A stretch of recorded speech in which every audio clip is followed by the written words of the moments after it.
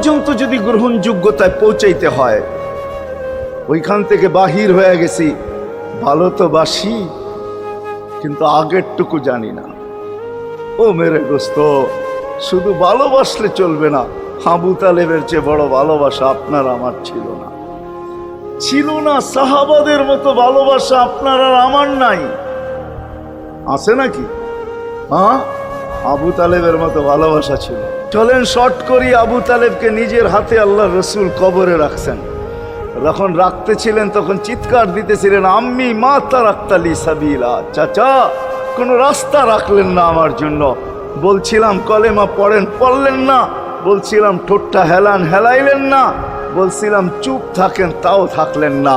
সর্বশেষ একটা চিৎকার দিলেন, আলা মিল্লাতি আব্দুল মুত্তালিব, আব্দুল মুত্তালিবের ধর্মের উপরে চলে যেতেছি। এই কথা বইলা দুনিয়ার থেকে বিদায় নিলেন।